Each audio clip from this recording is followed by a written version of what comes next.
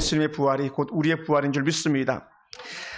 유대인들의 무덤은요 좀 달라요, 우리랑. 성경시대 유대인들은요 마을 인근 동산에 바위를 파내가지고 그 안에다 무덤을 만들었습니다. 그래서 큰 동굴처럼 된 데 들어가가지고 또 캐비넷만한, 관이 들어갈 만한 또 작은 굴들이 이렇게 파기 시작합니다. 그래서 하나, 둘, 셋, 넷, 다섯, 여섯, 한 7, 8개 정도 이렇게 또 파가지고 그렇게 한 큰 무덤 안에 또 다른 작은 무덤을 갖다 두는데, 오늘 예수님이 두셨던 무덤은 그냥 혼자만 쓸 수 있는 그런 무덤이었던 것 같습니다. 그런 무덤입니다. 그 유대인들은요 장례식이 또 우리랑 많이 달라요. 그들 1차, 2차 두 번에 걸쳐 장례를 치르는데, 그 첫 번째는요 죽은 자를 갖다가 장사를 지냅니다. 그래서 바위를 판 무덤에다 시신을 이렇게 안치해 놓는 거예요. 때로는 관을 쓰기도 하고 관을 쓰지 않는 경우도 있습니다. 그리고 약 한 1년 정도를 지나면 어떻게 될까요? 시신이 다 부패합니다. 다 부패해요. 그러면 뼈들만 추려서 한 1년이 지난 후에는 그걸 갖다가 모아다가 항아리에다 보관하면서 또다시 한 번 더 장례를 치는 거예요. 그러니까 예수님께서 죽은 자는 죽은 자들이 장사하게 하고 너는 나를 따라 했을 때 1차, 2차 장례에서 2차 장례를 얘기하는 것이었었죠. 이 유대인들은요, 이 도굴범이나 짐승을 방지하기 위해서 돌문을 갖다가 만들어 놓는 거예요, 돌문을. 그래서 첫 번째 굴에는 돌문을 이렇게 만들어 놓습니다. 돌을 굴리거나 때로는 뭐 사람들 옮기기 힘든 그런 사각진 것으로 이렇게 팍 막아놓기도 한다고 말합니다. 그래서 많은 사람들이 와야만 동원되어서 돌문을 옮길 수 있으니까요. 그리고는 뭐라고 하냐면 그 입구에다가 아예 그냥 글을 써둔대요. 이 무덤에는 귀중품이 없습니다. 도굴범을 예비하기 위해서 귀중품이 없습니다. 또 하나는 이렇게도 써놓는답니다. 유대인들이 이 무덤을 파헤치는 자에게는 대대로 저주가 내릴 것이다. 그러니까 그 무덤에 접근할 생각을 못하는 거죠. 대대 저주가 내리는데 어떻게 접근하겠습니까? 예수님의 시신도 그냥 당연히 그냥 두지 않았던 거죠. 그러니까 어떻게 돼요? 돌로 문을 막고, 또 오늘 본문에 나오지 않습니다만 로마 군병들이 그 무덤을 지켜야만 하는 그런 상황이었었습니다. 그래서 누구도 예수님의 시신에다가 손을 댈 수 없는 그런 충분히 대비한 그런 예수의 무덤인 것을 우리는 알 수 있습니다. 그런데 안식 후 첫날, 그러니까 원래 안식일은 토요일이었었습니다. 그리고 첫날은 오늘 같은 주일날이죠. 안식 후 첫날 새벽에 날이 밝길 기다린 여인들이 급하게 모여가지고 예수님 무덤으로 달려갑니다. 그래서 이 여인들이 이 향을 예수님에게 넣으려고 한 거예요. 사실은 일반인들은 이 향재를 넣는 게 이방인의 풍습이라고 안 넣는데, 큰 부자들이나 또 왕은 꼭 향재를 넣는 관습이 있습니다. 그래서 마리아 같은 경우도 예수님 머리에다가 기름을 부었던 게 내 장례를 준비한다 했던 게 뭐냐면 사실 왕이신 예수님을 갖다 증명해 주는 거거든요. 또 이 여인들이 예수님을 너무 귀하게 여기다 보니까 어떻게 돼요? 자신들의 큰 돈을 허비해가지고 예수님 향을 넣으러 가는 그런 상황이었던 거죠. 그래서 냄새나는 것을 방지하기 위한 그런 한 예입니다. 그런데 어떤 일이 일어났습니까? 예수님의 무덤가에 막 달려가면서 기대하고 향기를 넣을 생각에만 있었는데 그 슬픔을 가지고요. 근데 가서 보니까 어떻게 돼요? 예수님의 시신이 우리가 아는 것처럼 사라져버렸잖아요. 뭐라고요? 세마포만 잘 개어져 있고 예수님의 시신에 놓았던 그곳은 비어있는 그런 걸 봅니다. 그러니 이 여인들이요, 예수님 십자가 달 죽으신 것만 해도 정말 억울하고 절통하고 가슴 아픈 일인데 시신마저도 도적 맞았으니 얼마나 마음 아프겠습니까, 여러분? 여러분, 감이 잘 오시죠? 시신을 체인지 바꾸기만 해도요, 막, 상가는 막 난리가 나잖아요. 그런데 지금 왕이신 예수님, 생명을 바쳐서 지켜야 될 예수님의 시신마저도 지키지 못했던 이 여인들의 마음이 얼마나 허망했겠습니까? 그러니요, 슬픔은 배가가 됐던 것이죠. 그런데 마침, 그때 예수님을 두셨던 그 시신 두었던 그 자리에 마침 찬란한 옷을 입은 두 사람이 버티고 서 있었습니다. 그리고는 그 사람들이 하는 말이 뭐냐면 여인들 향해서 살아있는 자를 왜 죽은 자 가운데서 찾느냐라고 말합니다. 살아있기 때문에 누였던 그 자리에 없는 게 마땅한 것이죠. 그래서 그들이 또 뭐라고 말했냐면, 얘들아, 예수님께서 살아계실 때에 너희에게 무슨 말했냐? 갈릴리에 계실 때 어떻게 말씀했는지 너 좀 생각 좀 해봐라. 생각 좀 해봐라고 한 거예요. 예. 예수님 살아실 때 그렇게 많이 말했는데 너희들은 어떻게 여기 와서 예수님 시신 도적 맞았다고 그렇게 울고 불고 할 수 있느냐? 생각 좀 해봐. 라는 게 생각 좀 해봐. 할렐루야. 여러분, 문제가 생기면 생각하면 풀립니다. 그러니 이 여인들이 예수님이 했던 말들이 생각났을지도 모르죠. 그럼 도대체 예수님께서는 갈릴리에 계실 때 무슨 말씀하셨을까? 이거예요. 누가복음 9장 24절을 보니까요. 누구든지 제 목숨을 구원하고자 하면 잃을 것이요 누구든지 나를 위하여 제 목숨을 잃으면 구원하리라 그랬어요. 사실 이게 예수님께서 죽으실 것에 대한 예고라고 이제 서술로 또 말해주거든요. 또 두 번째는요. 누가복음 18장 31절부터 34절 가만히 뜯어보면 예수님께서 12 제자를 데리시고 이르시되 보라 우리가 예루살렘으로 올라가노니 선지자들을 통하여 기록된 모든 것이 인자에게 응하리라. 내게 응한다. 선지자들이 다른 말로 하면 구약에 나를 위해서 말했던 수많은 것들이 지금 나에게 임할 거야 라고 말하죠. 뭐라고요? 인자가 이방인들에게 넘겨져 희롱을 당하고 사실 그렇게 이미 됐었잖아요. 그죠? 능욕을 당하고 또 침뱉음을 당하겠으며 그들은 채찍질하고 그를 죽일 것이나 그는 사흘 만에 살아나리라 하시되 이 구약에 나왔던 말씀드리죠. 그러면서 당신의 죽으심을 누가복음 18장에서 이미 말씀하셨었죠. 그런데 문제는 당시 예수님이 이렇게 말씀하셨지만 제자들은 도무지 깨닫지 못한 거예요. 전혀 깨닫지 못했습니다. 그러면 왜 제자들이 그렇게 예수님께서 하신 말씀을 깨닫지 못했겠습니까? 그것은 깨닫지 못한 것은 분명한 이유가 있을 거라는 것이죠. 그것을 이렇게 말합니다.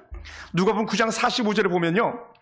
그들로 깨닫지 못하게 숨긴 바 되었음이라 라는 거예요. 제자들이 예수님의 말씀에 깨닫지 못하도록 은닉했다 말해요. 숨겼다라고 말해요.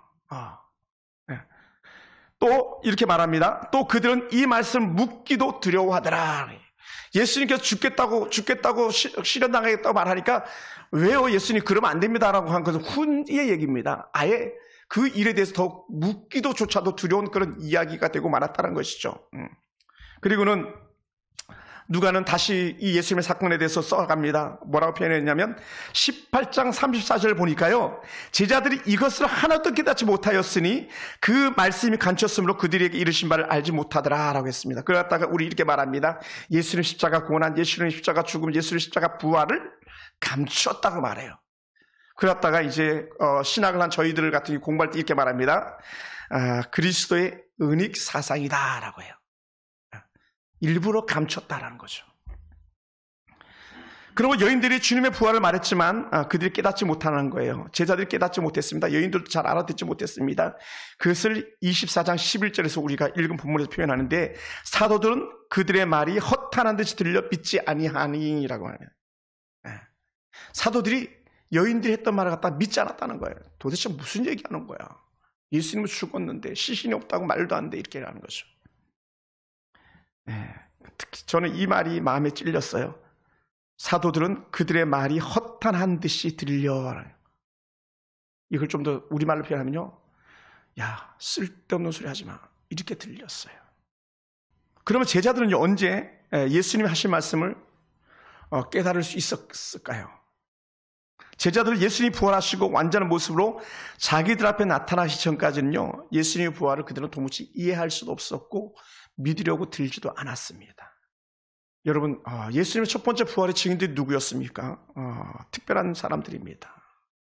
3년 예수님을 졸졸 따라다니던 예수님의 12 제자가 아니에요. 유감스럽게. 여러분, 제자들에게 가장 먼저 나타나주면 제자들이 얼마나 또 영적 자부심도 가지고 사기 충천하겠습니까? 근데 예수님은 그들에게 처음 나타나 주지 않더라고요. 그럼 누굴까요? 성경은 제일 먼저 이렇게 표현합니다. 막달라 마리아에게 나타나 주셨어요. 뭐라고 그랬냐면 예수님 귀신들이 막달라 마리아에게 해주신 일은 뭐냐면 귀신을 쫓아내줬거든요. 그런데 성경은 그런 막달라 마리아에게 나타나 주신 예수님에 대해서 이렇게 표현합니다. 마가복음 16장 9절을 보니까 예수께서 안식 후 첫날 이른 아침에 살아나신 후 전에 7 귀신을 쫓아내주신 막달라 마리아에게 먼저 보이시니라고 했어요. 그러니까 제가 오늘 우리 홍석 같은 연약한 어린 친구들이 더 귀하고 더 귀해 보이는 거예요.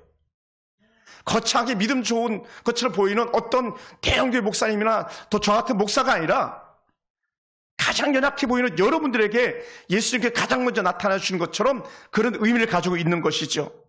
예.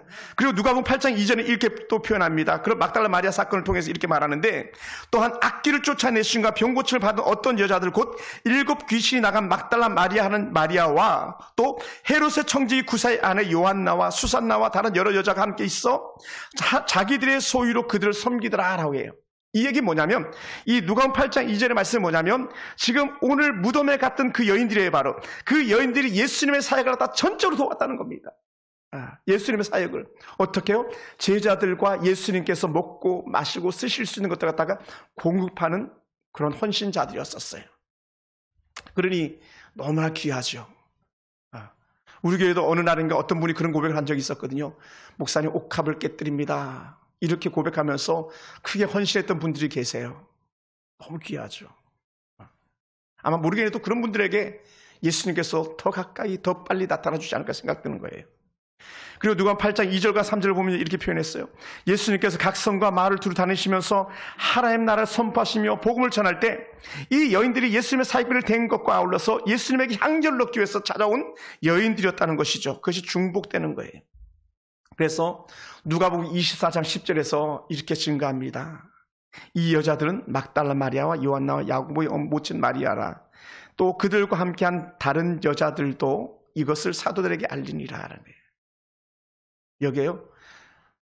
그 헌신했던 몇몇 여인들과 아울러서 이름이 드러나지 않는 여인네들이에요. 예수님의 사역을 위해서 전적으로 헌신한 여인들이 복을 받았습니다. 이 여인들이 받은 복이 뭡니까? 저는 그렇게 생각했어요. 이 여인들이 받은 복은요, 예수님의 부활을 가장 먼저 접한 복이에요. 가장 먼저. 누구에게 가장 먼저 나타났는가 했을 때에 저는 바로 이 막달라 마리아와 같은 연약한 자들에게 나타나신 것처럼 3,500을 들여서 건물을 지은 그런 교회도 참으로 소중하지만 월세를 내지 못해가지고 쩔쩔매는 지하에 있는 어떤 교회나 우리 교회 같은 곳에 주님께서, 물론 먼저라고 말하면 남들이 시기하니까요, 우리에게도 같은 은혜로 나타나 주시길 주님을 축원합니다. 할렐루야. 사랑하는 성도 여러분, 예수님의 죽으심으로 가장 슬퍼했던 여인들입니다. 예수님의 죽으심조차도 그들은 정말 함께하길 원했던 여인들입니다. 그러니 이 여인들에게 예수님은요, 부활로 가장 크게 기뻐할 수 있도록 은혜를 허락하신 거죠. 또 하나님은 이 여인들이 예수님을 향한 헌신을 땅끝까지 그리고 세상 끝까지 전파하는 데에 가장 먼저 부활의 증인으로 써주셨다는 것이죠. 할렐루야. 사랑하는 성도 여러분, 누가 복의 주인공이겠습니까? 하나님의 큰 기쁨이 누가 되겠습니까?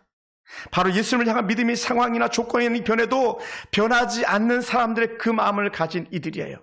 우리는 가끔 자주 변합니다. 우리는 정말 우리 심령은 조속주의로 바뀔 때가 많습니다.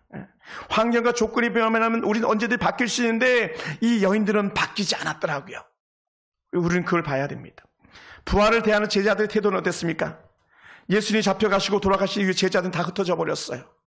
그런 그들이 약속이나 한 듯 한 자리에 모여 있었습니다. 무덤에 갔던 여인들은 제자들이 어디에 모이는지 알고 있었듯이 급히 그들에게 달려가서 부활의 소식을 전했습니다. 이런 제자들 태도를 말하는데, 그런데 그들은 믿지 아니하나라고 했어요. 안 믿더라는 거죠. 그러니 오늘 믿음 좋다고 말하는 우리들이 믿음 없으러 갔다가 이 제자들 통해서 볼 수 있는 것 같아요. 물론 저도 그렇습니다. 우리 남들의 불신앙을 탓할 것이 아니라 오늘 내가 정말 믿음이 있는가라고 다시 되새김질해서 볼 수 있는 은혜가 우리 가운데 있기 원합니다. 할렐루야.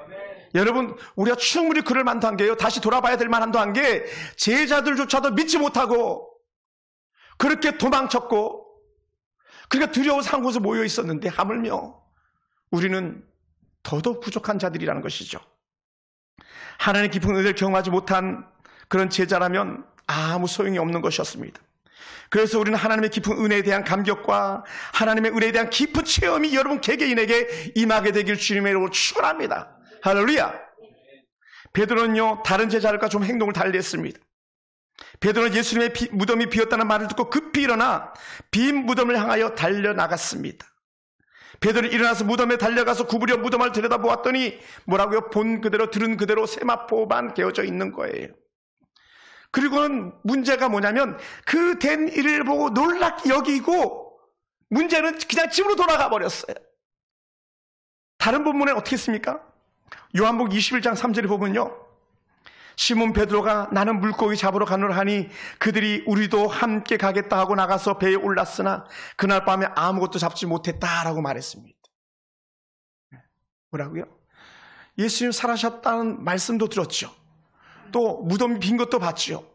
예수님 정말 입었던 그 세마포도 있는 걸 보았잖아요. 그런데도 불구하고 그들은 집으로 돌아가고 고기 잡으러 갔더라는 것이죠. 사실 베드로는 집으로 돌아가면 안 되죠. 여인들이 빈 무덤을 말할 때 예수님이 살아났다고 말했을 것이고, 자기 눈으로 빈 무덤을 보았으니 이제는 제자들에 가서 예수님 진짜 살아나셨다라고 이렇게 말했어야죠. 그것이 두 번째 증인이 되는 길이거든요. 부활하신 예수님이 이렇게 믿음이 없는 제자들에게 한 말씀 하신 적이 있습니다. 뭐라고 표현하셨냐? 부활하신 이후에 24장 25절 우리 한번 찾아서 읽어볼까요? 24장 25절 누가복음, 제가 같이 한번 읽어봅시다. 다 같이 시작. 이르시되 미련하고 선자들이 말한 모든 것을 마음에 더디 믿는 자들이여. 미련하고 선자들이 말한 것을 마음에 더디 믿는 자들이여 라는 거예요. 그러니까 설교는 수도 없이 보고 듣고 또 보고 또 하지만 더디 믿는, 다행히 그래도 더디라도 믿으면. 그런데 안 믿는, 그럼 어떡하겠습니까? 오늘 여러분 어떤 사람들입니까? 우리는 하나님 은혜 가운데 믿음으로 사는 자들에게 원합니다. 할렐루야.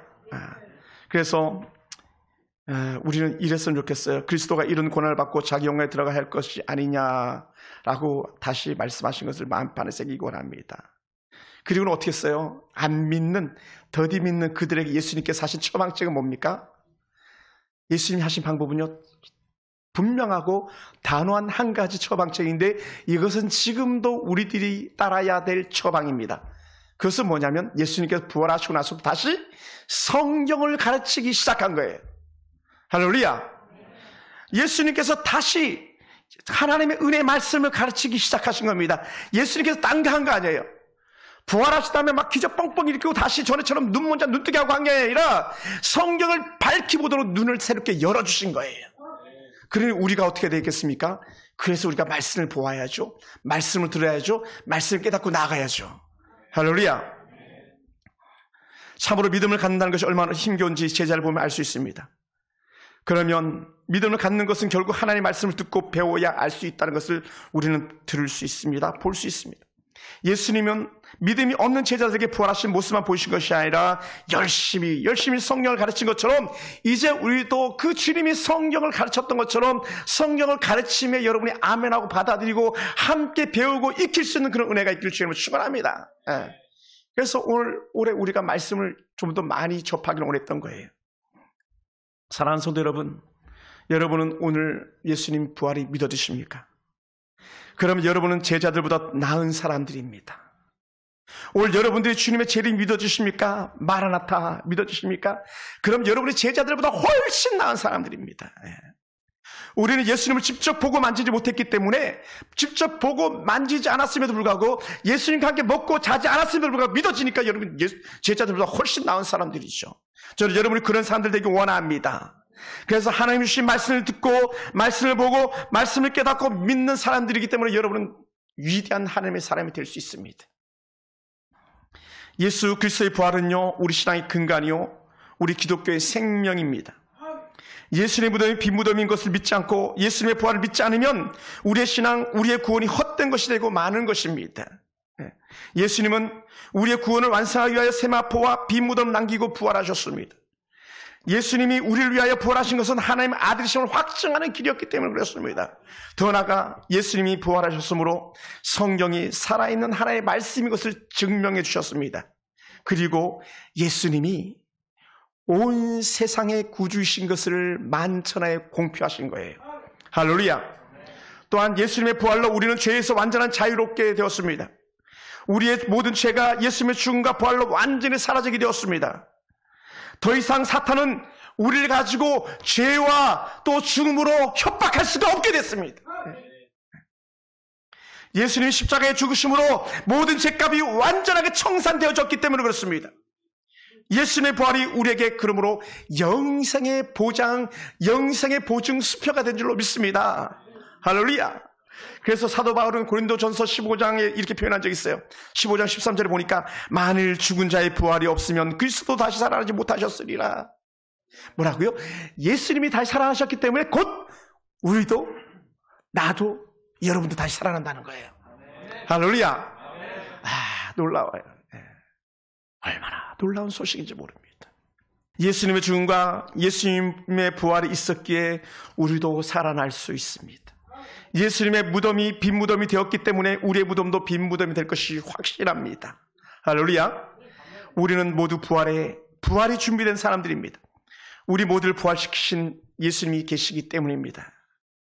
사랑하는 성도 여러분, 예수님의 빈 무덤은 그러므로 우리의 큰 위로가 되었습니다.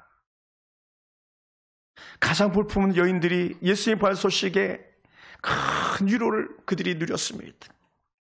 우리 중에 가장 볼품없는 사람에게 가장 먼저 회복의 소식을 주시는 그런 주님이기 때문에 우리는 더 큰 위로로 하나님의 깊은 은혜를 경험하는 줄로 믿습니다.